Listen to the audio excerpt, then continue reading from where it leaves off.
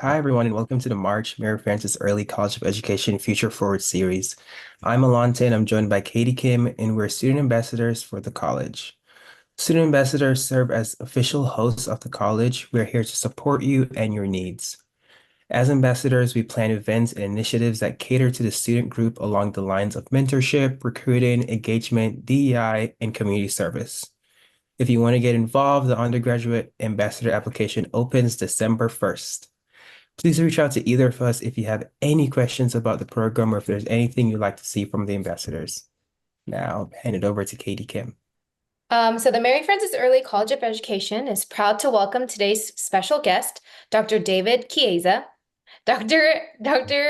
Chiesa is a clinical assistant professor involved in teaching, research, service, and applied linguistics at the local, state, national, and international levels of education.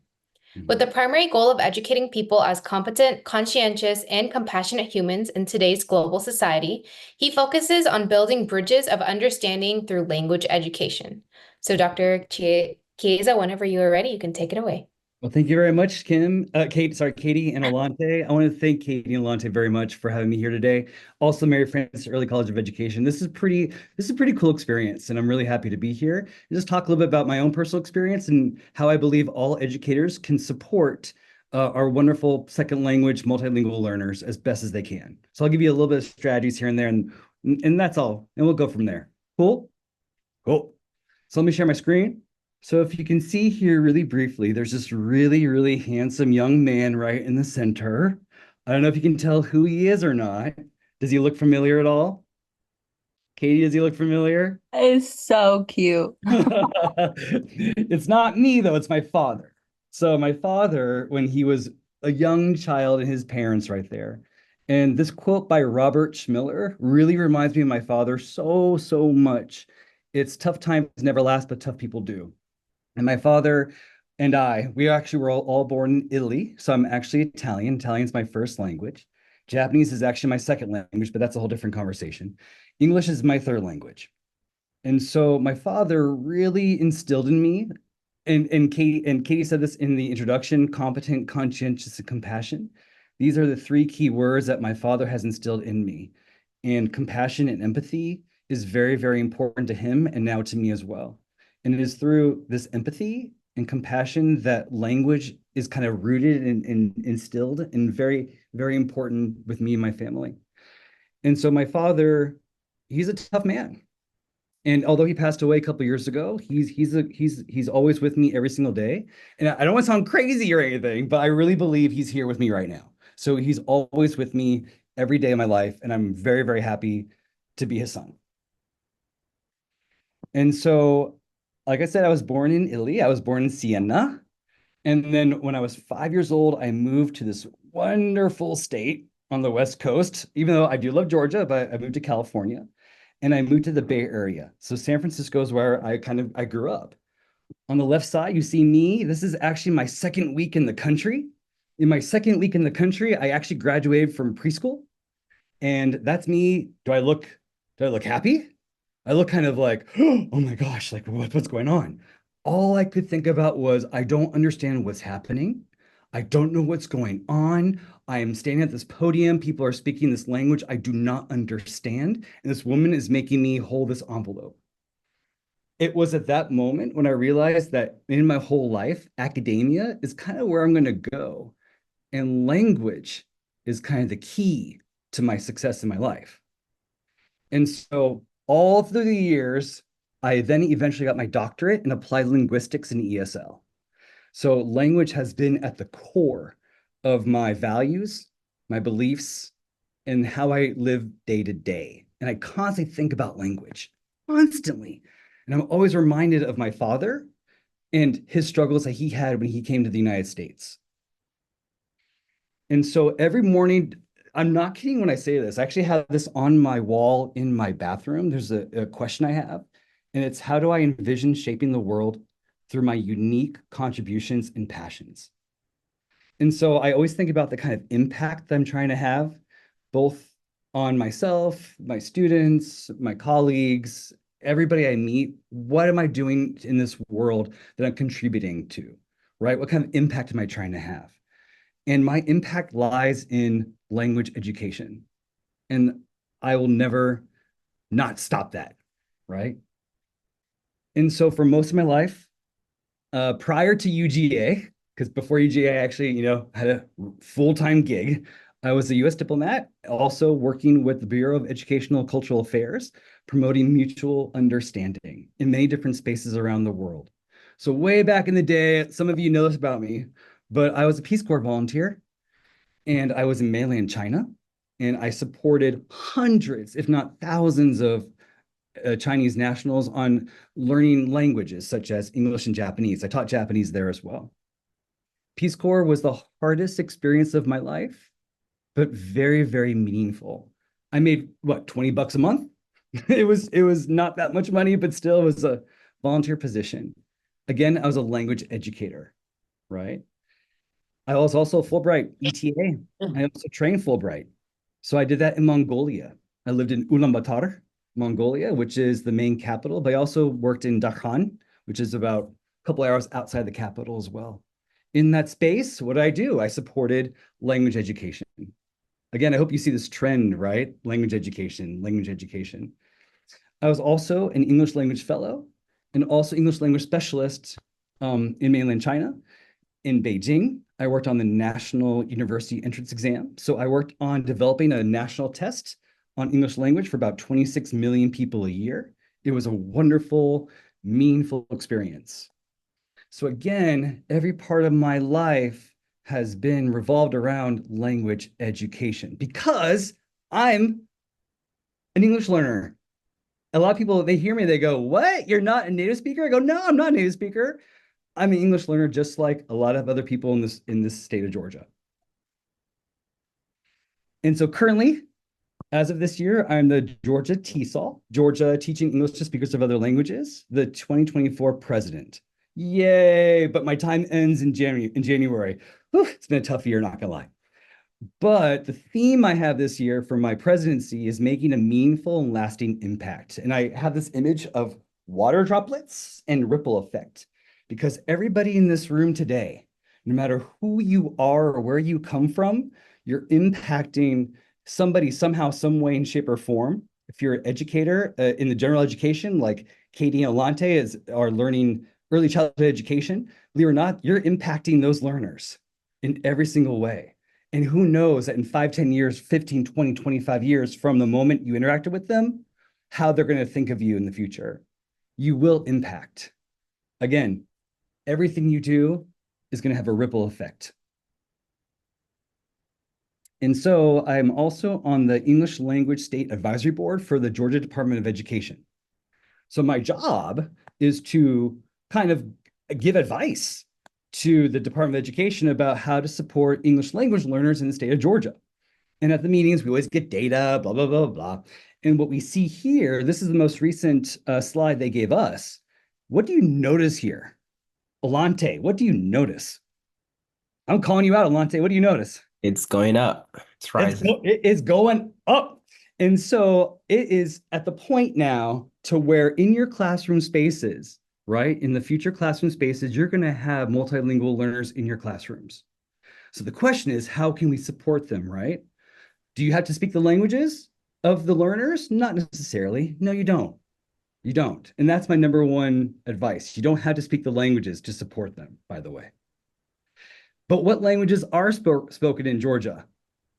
Katie, what does this tell you?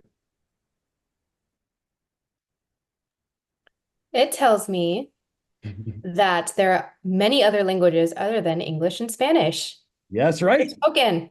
Yes. So in Georgia, Vietnamese is the next mostly spoken language. Who knew that Vietnamese was? Arabic, Korean, Afrikaans, Portuguese, French. This is pretty amazing, the number of languages spoken. Again, Georgia is becoming a very multilingual state, and it's growing every single day. So my first advice to work with multilingual learners is for you to unlearn language, to unlearn English. I want you not to learn it anymore. You're like, what? What do you mean? There's a woman named Diane Larson Freeman, and she said, quote, "In order to help non-speakers of English learn English, you have to unlearn. You have to unlearn how easy it is for you to use certain structures. To teach another language is not enough to be speaker of that language. In order to truly understand the complexity, you have to let go of the fact that structures appear simple and delve deeply into its nature." And when I first heard that, I was like, Diane, I remember I called her, I go, Diane, yes, girl, yes. Like, I agree completely. And I'm thinking, like, what does this mean exactly? So to tell you today, you know how people always say, well, I have a singular noun. How do I make it plural? And what do we say? We go, well, you add an S to the singular noun and it becomes plural. Like, that's all. Add an S, right? That's it, right? Well, it's actually more complicated than that. So, for example, I have a cat. I love cats, by the way. To make that plural, you add an S, cat, cats. We're cool, right? Check this out, though. One cat, two cats, one dog, two dogs. Uh-oh. S, z. Already that's different. And for some languages, they don't have that sound. And so that can be very complicated. So the plural, although it looks innocuous on the surface, is actually a lot more complicated than it really is. And we can even dig deeper in this. For example, the word faculty, right? Alante, like the faculty look resplendent in their robes today, right? That's singular. But boom, the faculty look resplendent in their robes. I changed it automatically on the spot to plural. We can either see the faculty as a singular entity or individual people. Again, the plural, although innocuous, is not that innocuous. We can dig even deeper. This is why I love linguistics. How? I could take a sociopolitical stance on the plural, just depending on how I use it. So, for example, a world learning trustee is very dedicated, dot, dot, dot, dot, dot. Or world learning trustees are very dedicated, the singular and the plural, right? What comes after the first one? A world learning trustee is very dedicated. He, and so a lot of us use he there. But to avoid the he, we'll do the opposite. We'll take the plural. World learning trustees are very dedicated. They. So just to avoid the use of he, we'll use the plural. So we're taking a sociopolitical stance. Did you know that? Crazy, huh? So the first thing we have to do to support language learners is to really unpack and unlearn language, because how easy it is for us is very challenging for them. Okay? So where something becomes extremely difficult and unbearable, there we also stand already right near its transformation. And again, my father, right? Handsome man, just like me, right? Again, I look to him because we need to understand how difficult it is to learn language. And so not only do we unlearn, now I want you to understand the struggle. I want you to understand the struggle. And how do I do this? This is challenging. I want to give you the mindset of what it's like to be a second language learner. So there's a wonderful story that we all know. Now I'm going to ask Alante to tell us the background of the story. Alante, who is this girl in the photo? It's that Red Riding Hood. It is. Now tell us a little bit about Little Red Riding Hood. Um, to be honest with you, Yeah. wasn't raised around a lot of American culture. Interesting. Yeah, Katie, not a lot of background knowledge in Red Riding Hood, unfortunately. that's okay. That's okay. Katie, who is she? Um, let me go back. I gotta think. Well, didn't she wasn't there a wolf Mm-hmm. that was chasing her? Like Yep. wasn't she going home and then like a wolf chases her? Oh my gosh, we just did fairy tales in first grade. You So take it away, Literally just Izzy. did this last week. Izzy, go ahead. Right. Tell us about Little Red Riding Hood. She's going to her grandma's house, Yep. and the wolf stops her, and he's like, "You should go pick those flowers over there. Where are you headed?" She tells him, and so the wolf goes to the grandma's house. and eats the grandma. And then he dresses up like the grandma. And then Little Red Riding Hood gets to the grandma's house and she's like, "Oh, what big ears you have. What big nose you have, whatever." Then Little Red Riding Hood gets eaten and they all get saved by a hunter. Yay, thank you, Izzy. So Izzy clearly knows the background of this story, right? And we know it's called Little Red Riding Hood. The story I want you to read is called Little Red Riding Hood. So I want you all to take a moment and I want you to read the story. As you read the story, knowing the background, this is you thinking like a second language learner. I'm gonna give you a minute or two. Go ahead, read the story. Then we're gonna ask Alante to read it out loud. Okay, Alante, you want to give it a shot? All right, let's go for it. Okay, go for it. So I'll read the title. Little Red Riding Hood. Go for it, buddy. Okay. Once upon term, there was little girl who lived with her mother in her little cottage on her edge of her ledge, dog florist. Good. This Stop there. Kate, stop there. Katie, go ahead. Try it again. You got so close, so close. From the beginning? From the beginning. You got so close, Alante. Yeah, go ahead. Okay. Once upon term, der worst, ladle, goal, ho, lift, wetter, murder, inner, ladle, courage, honor, itch, offer, lodge, dock, florist. Listen to me, right? Follow me, y'all. Once, and I want you to read it in English, right? So once upon a time, there was a little girl who lived with her mother in a little cottage on the edge of a large, dark forest. Continue, Alante. Okay. In English. This little girl, Uh-huh. orphan or Ah. often, Good. yeah, worry,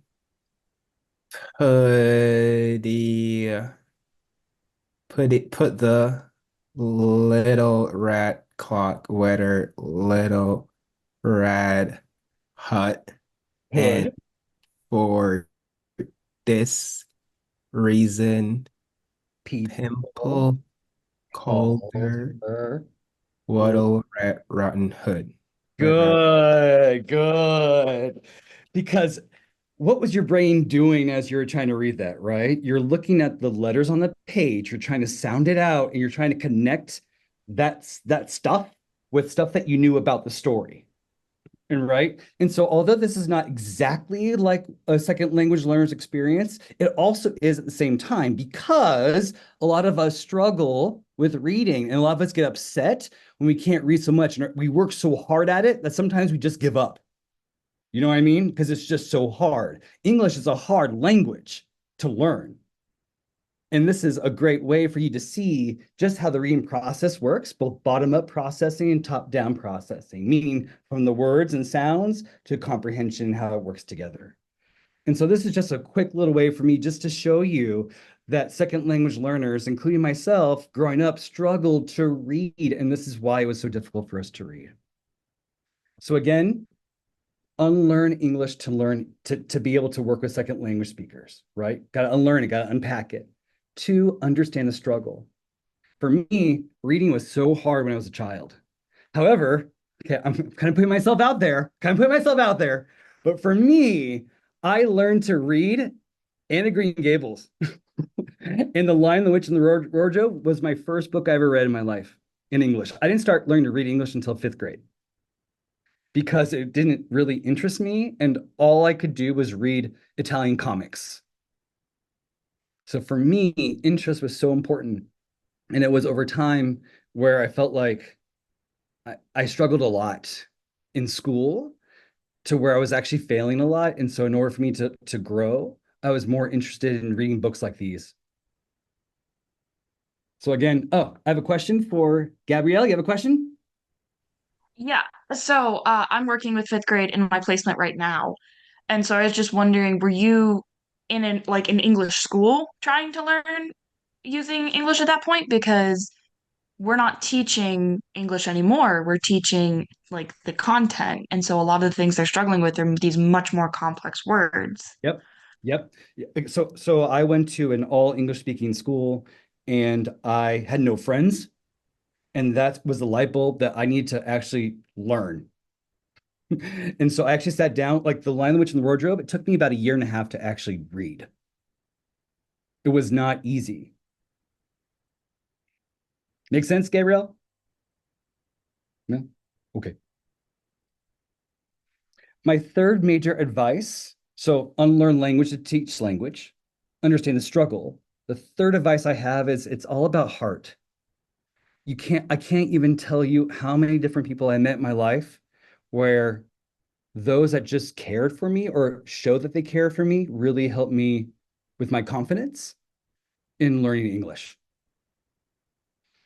And so Aristotle did say that educating the mind without educating the heart is no education at all. And that's something I want you to also take away from today's quick discussion, right? And so in Georgia, if you notice that there's a shared responsibility to support English language learners, right? And this comes from the Georgia Department of Education website. Alante, what do you notice about this? Who's responsible to support second language learners in schools today? Uh, a, a lot of shared A responsibilities. lot of shared responsibilities. That's absolutely right. And it goes back to my own personal experiences growing up in schools and trying to learn English, right? For me, I remember I got so interested when I saw custodians and bus drivers on this because I remember growing up and talking to the same bus driver every single day for years. And that experience with him, I remember, is so profound because we had the same conversation every day. And from the same conversation, I was able to expand, right? And continue the conversation and grow it and take more risks in the conversation to where my language was actually growing, right? And so this is why I do appreciate Godot quite a lot when they really do show the shared responsibility with everybody. And so in Walton County, I work in Walton County. I support Bay Creek Elementary School. The teacher there said the following. She goes, education requires two things to cooperate with each other, teaching and learning. Successful education, of course, should have good cooperation of teacher, students, family, and community. Each one side of cooperation should give out and receive things equally. If one side is in balance, cooperation failed and education failed. And when she said this was profound, because she understands that education is not just teacher teach students, right? It's a community. It's not just teacher, it's teacher, students, family, and community. And that's something we need to take into account and always have at heart. And so one of my favorite things at UGA, which it fills my soul, is the class called ESL Service Learning, in which we go into, I don't say go into, we support the multilingual learners at Bay Creek Elementary School. And this is one class, and Izzy was in the class too, and she can tell you about her experience, but it is just a magical experience having our UGA students work with multilingual learners because you all have such rich experiences, life experiences, and they see you all as mentors and they look up to you quite a lot. And a lot of the ESL service learning students are also second or multilingual learners. So for other multilingual learners to see other multilingual learners is very powerful as well. It's like, oh, you can do it, then I can do it.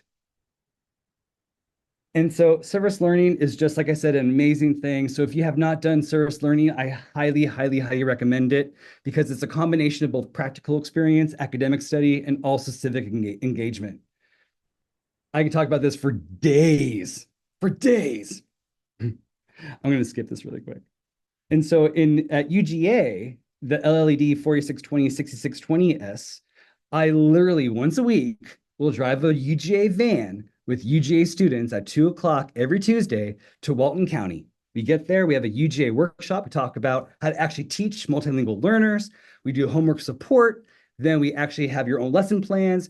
We do reflection and we drive back home. It is an amazing experience, not only for the students there, but also for UGA students. We support the community needs. At Bay Creek Elementary School, right now, the main need is to support learners to learn how to speak and how to do presentations for Culture Night. And so as you can see here, third, fourth, fifth graders are speaking in public, and that's pretty freaking cool. It's pretty amazing to see these kids speak. It's just magical, absolutely magical. I'll go back to the same thing I said. It's all about heart. The more that the learners see how much you care, they will put more effort and time into it as well. And I have permission, by the way, to share these photos, FYI. I have permission.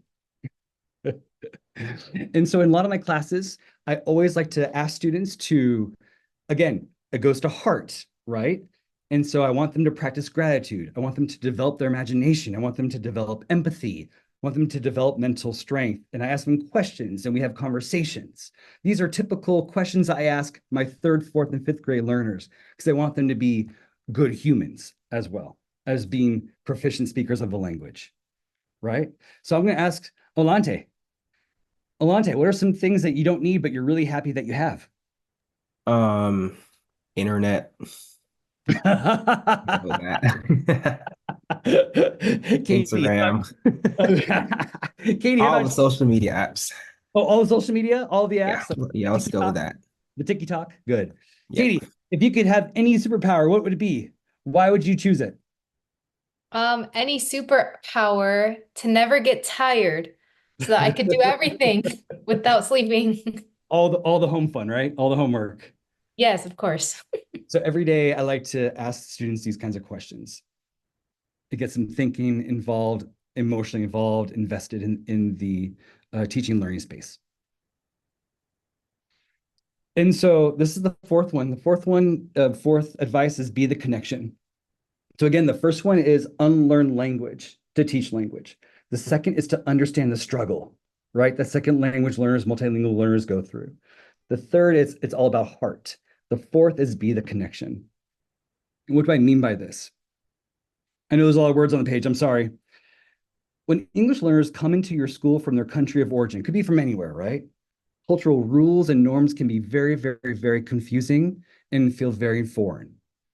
You, my friends, everybody in this Zoom room right now can serve a very important role in connecting English learners with people, opportunities, resources that will help them ease their transition to school culture, right? And these are only a few strategies I thought of.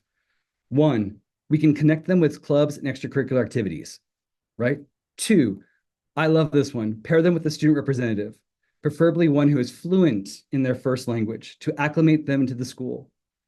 Three, ensure that students are appropriately identified for special education services. Right now in Georgia, there's this weird thing where a lot of ELs are over-identified, and some of them are all identified as special needs when they're actually not, right?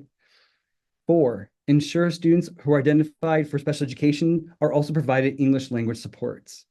And finally, organize small groups to foster school adjustment. So again, you can do so much to be advocates for English learners or multilingual learners in your school spaces. The fifth advice I have is if you really want to get to know your multilingual learners, aside from the classroom spaces, I highly recommend using what's called dialogue journals. I say dialogue journals as a window to culture and language. Have you heard of dialogue journals before, Alante? I have not. Well, good. Katie, have you? That's why I'm here. So dialogue journal is a written conversation in which a student and teacher communicate regularly, daily, weekly, depending on the educational setting. The teacher is a participant in an ongoing written conversation with the student rather than an evaluator who corrects or comments on the student's writing. In other words, dialogue journals, language teaching and learning are organized so that communication is systematically dialogic. So you're like, but Dave, what's happening? In my service learning class, for example, I had a tutor who every week sat next to her 2D. They wrote back and forth to each other in a dialogue journal. Sometimes I'll ask students to write in a journal, and then I will read it and write my responses back. it goes back and forth. Again, not spoken language, written language. This is hard. However, a key concept to keep in mind is the word affordance. Olante, please read what's on the screen. Affordance, the relationship between an organism and a particular feature of its environment. While an affordance allows action, it neither triggers nor causes that action. What becomes an affordance depends on what the organism does, what it wants, and what it's useful for. So what the heck does that mean? Any idea? Olante? Oh, me, um, what becomes an affordance is that it's a dependency. I'm seeing the word depends. So Okay. there's some dependency in affordance as well, Yep. and what it wants as well. Good. Affordance is a difficult concept. So, for example, a leaf offers different affordances to different organisms. In other words, the leaf, right? A tree frog can crawl on it, an ant can cut it, caterpillar can have it for food, a spider for shade, shaman for medicine, so on and so on. But the leaf is the same. The properties do not change. It's just that different properties are perceived and acted upon by different organisms. In other words, dialogue journals, right? It's a journal, right? We go back and forth. However, every student I ever worked with used it for their own purposes. Some students wrote to me because they just want to get to know me as a person. Dave, tell me about this. Tell me about this. Some are like, Dave, can I tell you about my life? Some are, let's have a discussion. Every single student uses the written space differently. There's different affordances the dialogue journals can have. And it's with this reason why it is so powerful to use to support second language learners' development. And so something to keep in mind, each student has a different teacher. And so within dialogue journals, I have lots of research with dialogue journals. But one of the research, and I'm not going to go into it, but it's just pedagogical scaffolding in general. I find pedagogical scaffolding very powerful to use to support multilingual learners teaching, right? Because a lot of us think of scaffolding as the structure support our teaching spaces, right? I'm saying, yes, that structure is important, but there's also another structure within that structure. And here, for example, as educators of multilingual learners, we want to go from more planned to less planned. In other words, what we do every day is at the very top, continuity and coherence. So we can begin all our classes with, tell me some good news, tell me some good news. Olante, tell me some good news. Kate, tell me some good news. So second language learners always know that's coming. So imagine your second language learning classes right now, right? Some of you are in Spanish, some of you are in Portuguese. If you knew the same question will be asked every single day, you'll feel more confident in answering, right? So once that it's there, that confidence allows a supportive environment. That supportive environment is key to where risk-taking can happen. From the risk-taking, the second language learner can have intersubjectivity with you. Okay, so they're listening attentively to you. We're good, we're good. Finally, flow is my favorite thing in the world. What is flow? Any idea what flow is? Oh, Alante's like, what? Think about this. Imagine that you love something so much, like you're watching a movie or a TV show, whatever, that time does not exist. When you watch that TV show or read that book that you love so much, you're like, oh my gosh, an hour went by. That means you're in flow. It means your skills and challenges are just met just right. That time does not exist. From there, contingency and emergence handover takeover. So in the lesson with multilingual learners, if they're in flow, eventually they can take over the conversation on their own. That's the goal, in my view, to support second language learners. We want them to be able to feel confident, to take risks, to be in flow, and then to take over the conversation. So this is how I'm always thinking about my classroom spaces. And this also happens within dialogue journals too. So a lot of my research, which is on the side, whole different discussion, is looking at, does this also happen in the written form? And my research says, yes, it does. So through that conversation back and forth in written form, you can create pedagogical scaffolding as well. Pretty cool, huh? Just saying. So my sixth advice is for all educators to work with and alongside EL specialists. So a lot of you are not ESL educators, but a lot of you are content teachers, right?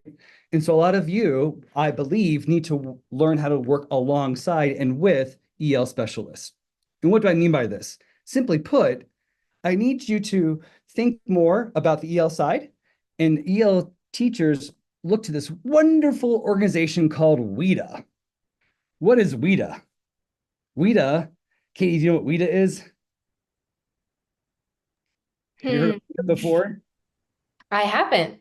I have No. Does anyone know what WIDA is?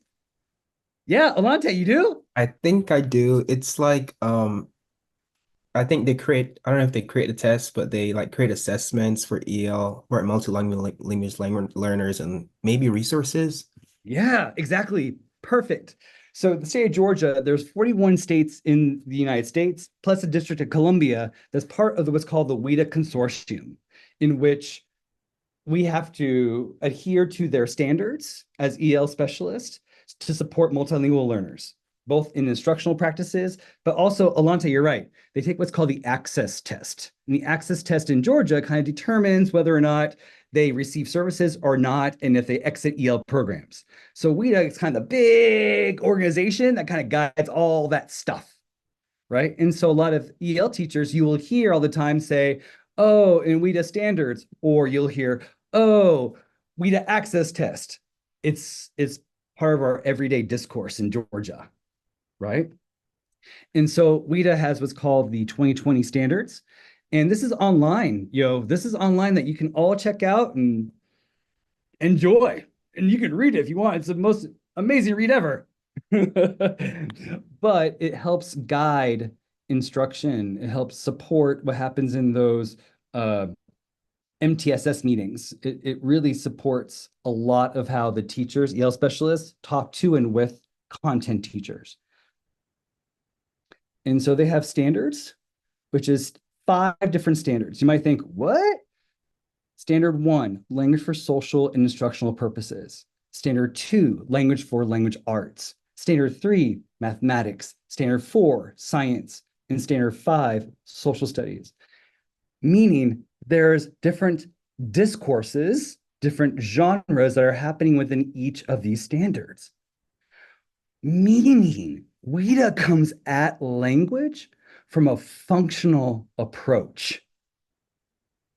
Let me repeat that. They come at it from a functional perspective. So within language for mathematics, there are different kinds of genres in mathematics. So in these different content areas, there's things that we do, such as narrate, we argue, we explain, and we inform. So these are different genres that happen within each of these. And then within the genres themselves, there are certain language expectations that happen. And it's happening through different modes of communication, meaning receptive, productive, right? Interpretive, expressive. This is a little complicated, but again, this all comes from a what? Functional perspective. Within each of these modes of communication, we can dig even smaller to what? The bigger picture, social cultural context, the discourse, the sentence, the word, and the phrase. So WIDA breaks down language in the individual functions to the genres, within the genres, the language expectations, all the way down the sentence and the word. Do you notice anything interesting about this? I'm looking at Abigail's face right now. She's like, what? Does this look complete to you from a language perspective?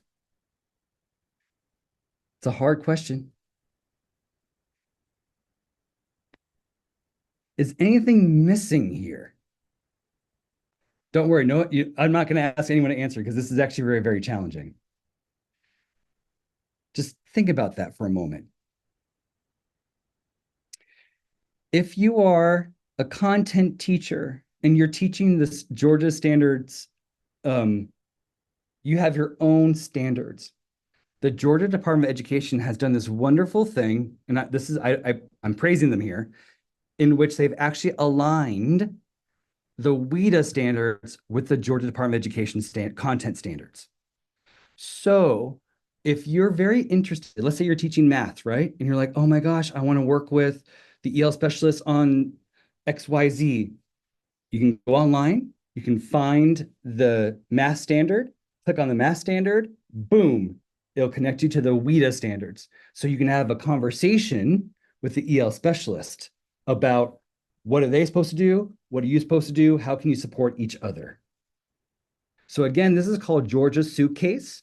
And if I were you, I would go online and just check it out. Google Georgia Suitcase. Go to Georgia Suitcase, go to the content, boom, done. It's actually pretty cool.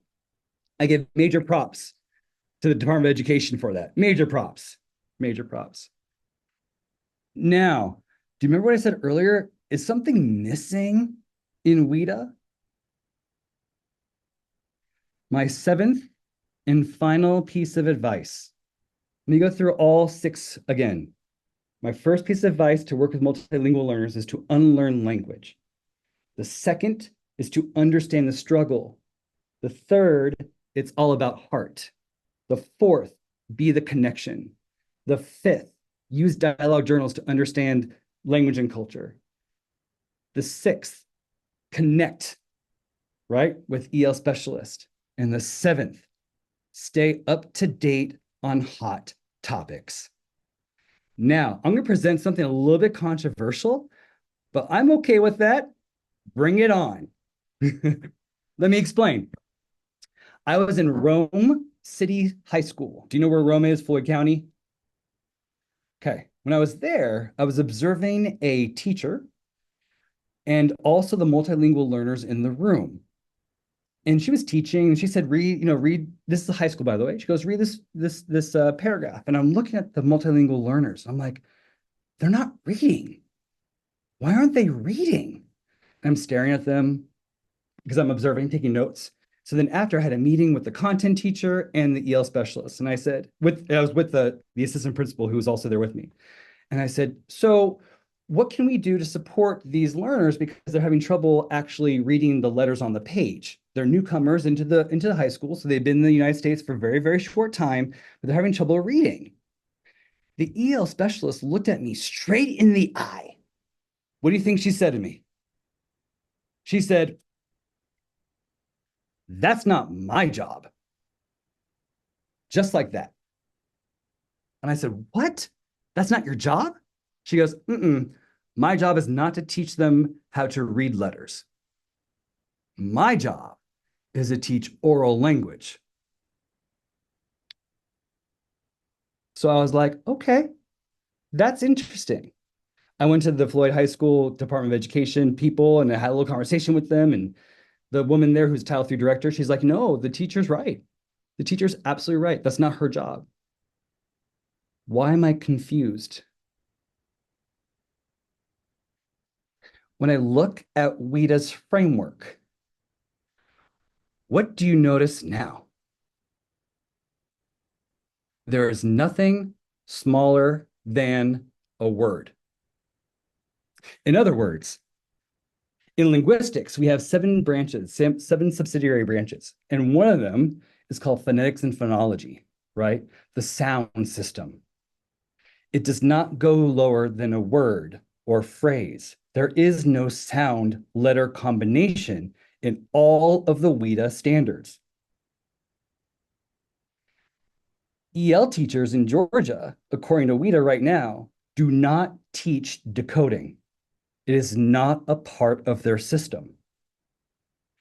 Why is this so controversial?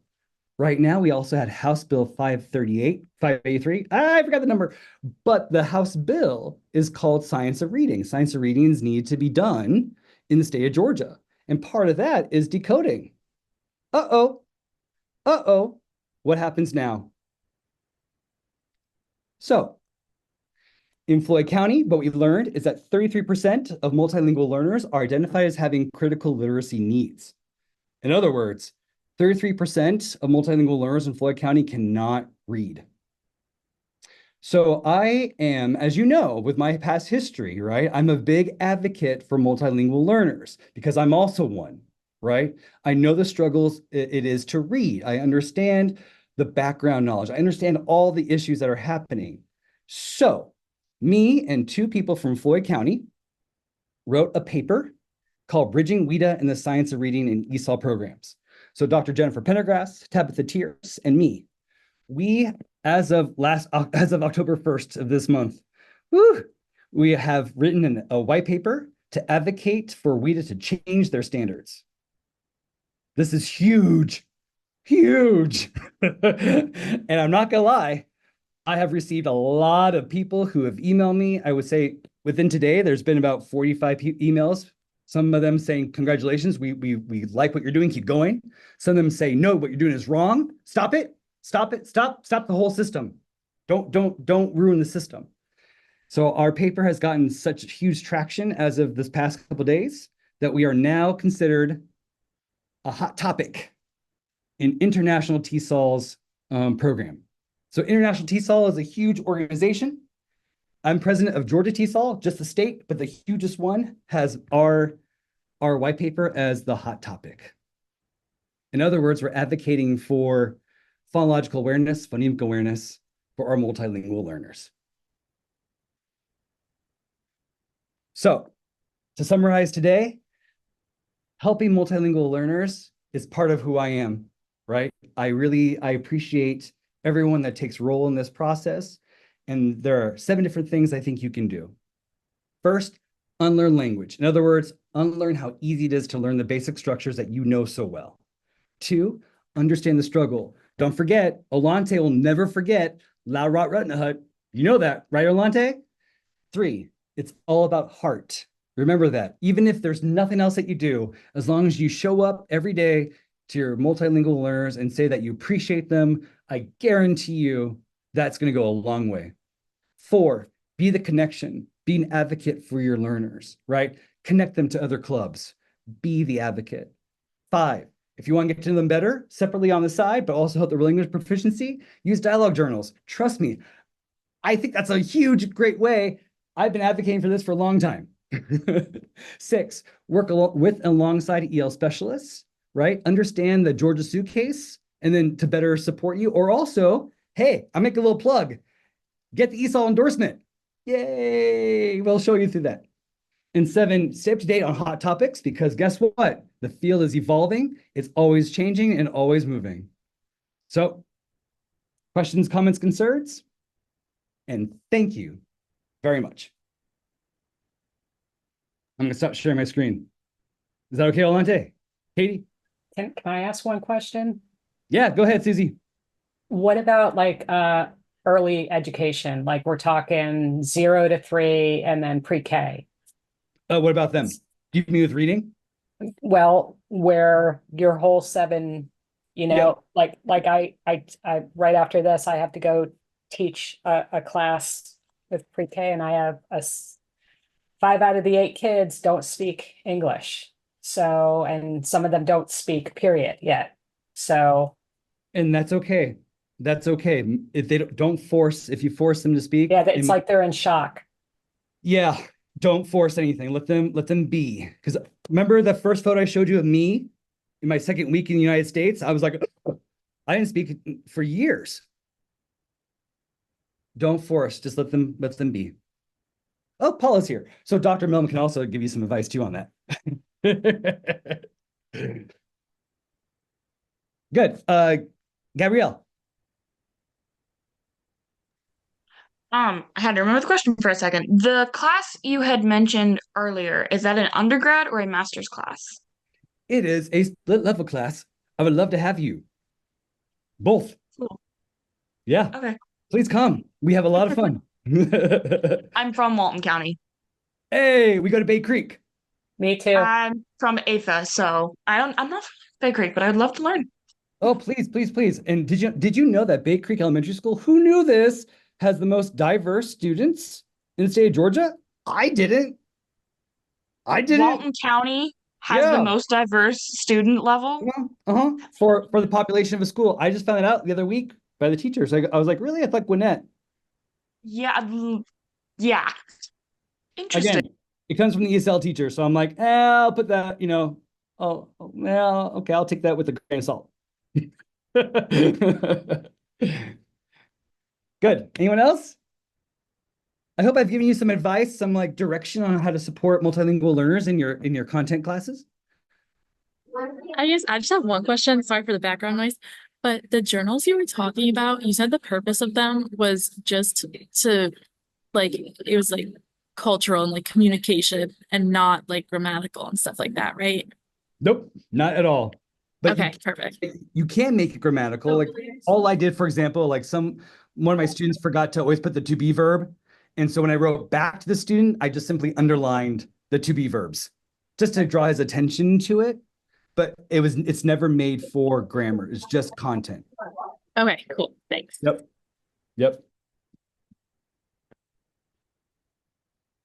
Okay, Katie Olante, I don't want to take up to anyone's more time. All right. Thank you all for joining us today. The next workshop will take place on October 23rd with the Career Center, who will be discussing applying to speech language pathology and audiology programs. So it's perfect for CMSD majors. Be sure to follow us on Instagram at MFECOE and read the weekly MFE COE Connection newsletter for updates on all future events. Thank you all for coming.